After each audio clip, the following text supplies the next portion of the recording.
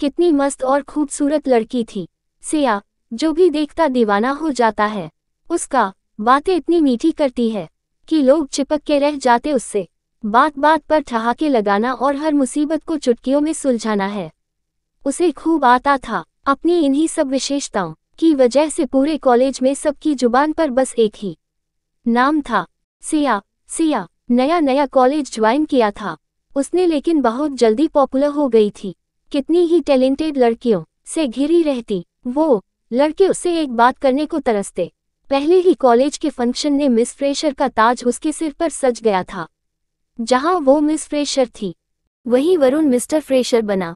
उसने मुस्कुरा के सिया को बधाई दी और सिया ने भी उसे मुबारकबाद दी। दोनों की दोस्ती बढ़ने लगी और वो करीब आ गए, उन्हें करीब लाने वाली थी।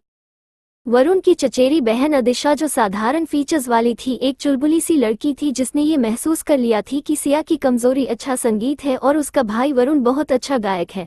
वो क्लासिकल, रैप, डिस्को सभी गाने बहुत कुशलता से गाता है। साथ ही उसका गिटार बजाना अच्छों को अपना बना लेता है। सिया भी वरुण के प्रोग्राम देखकर उसकी फैन बन गई थी और अनजाने ही उसके इतने करीब आ गई थी कि उन्होंने हमेशा साथ जीने मरने की कस्में भी खा ली। आदिशा अक्सर कहती, सिया तुझे तो मेरा भाई वरुण मिल गया, लेकिन मुझे कौन पसंद करेगा? मुझमें तो कोई ऐसा गुण ही नहीं जो मैं लोगों को प्रभावित करूं। न गाने का हुनर है तेरी तरह, न ही खूबसूरत हूं मैं। तेरा दिल सोने सा चमकीला और दूध सा उजला है। देखना, तुझे कोई बहुत प्यार करने वाला ही मिलेगा। सिया कहती तो वो मुस्कुरा के रह जाती।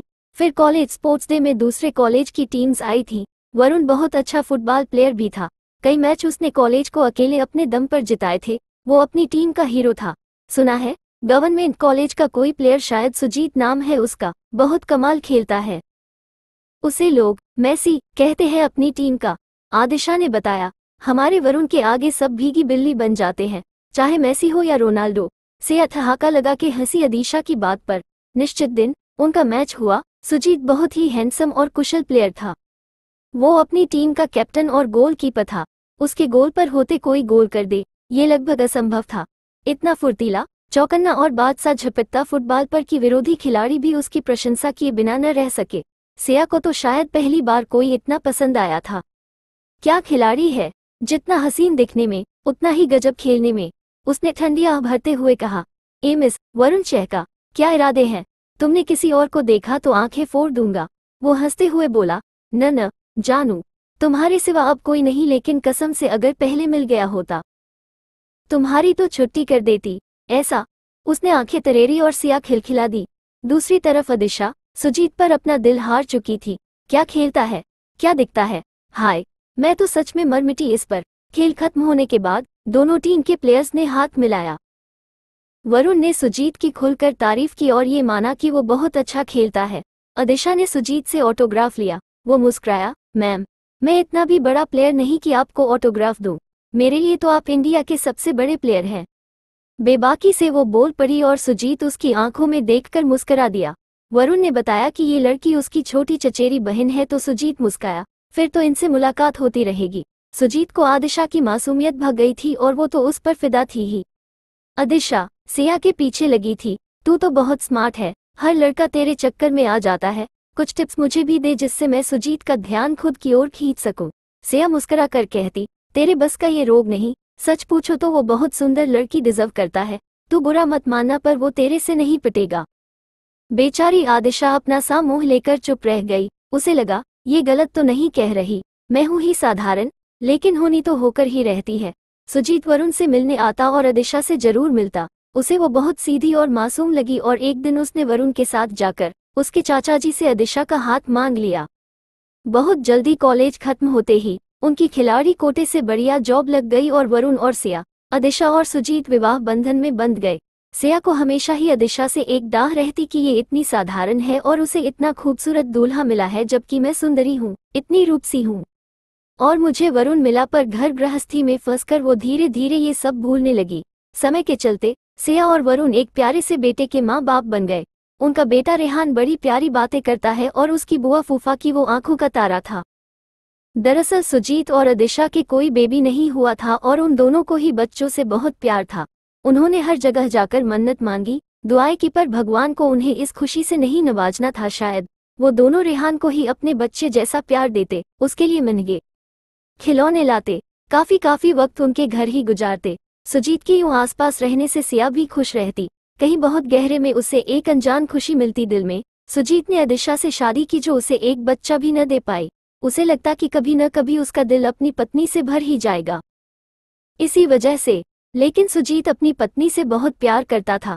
उसे कभी महसूस नहीं होने देता कि वो बच्चे की चाह में घुलता है।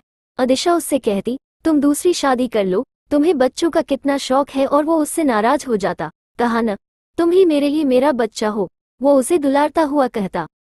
वो उसके सीने से लग जाती। अक्सर सिया उन्हें सलाह देती कि वो बच्चा गोद ले ले। उसकी जानकारी में एक बच्चे थे, पर सुजीत को अपना ही बच्चा चाहिए था। वो दूसरे के बच्चे के लिए तैयार न था। फिर वरुण ने सुजीत को बताया एक नई पॉपुलर तकनीक के विषय में, और वो थी सरोगेसी के माध्यम से बच्चा पैदा करना। क्या बात कर रहा है तू यार? सुजीत चहका। क्या सच में ये संभव है? क्यों नहीं, हमारे बॉलीवुड के कितने अभिनेता अभिनेत्री इसे अपना चुके हैं और स्वस्थ सुंदर बच्चे पा चुके हैं। फिर वो चाहे शाहरुख खान हो या तुषार कपूर, करण जौहर हो या आमिर खान। लेकिन ऐसी स्त्री हमें कहाँ से मिलेगी?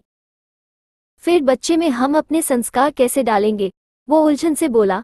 देखो, जेब भरी हो तो क्या काम संभव नहीं, उसे पूरे प्रेगनेंसी साथ रख लेना। आदिशा जैसा चाहे ढाल लेगी उस अनजान औरत को। फिर तुम उससे ये काम फ्री में तो करवा नहीं रहे, मुंहमांगी कीमत दोगे उसे इसकी। पता नहीं, मेरा मन नहीं मान रहा। आखिर बच्चे में माँ का प्रभाव तो बहुत ज्यादा होता है। अगर माँ ही ठीक न हो तो ऐसी औलाद का क्या फायदा?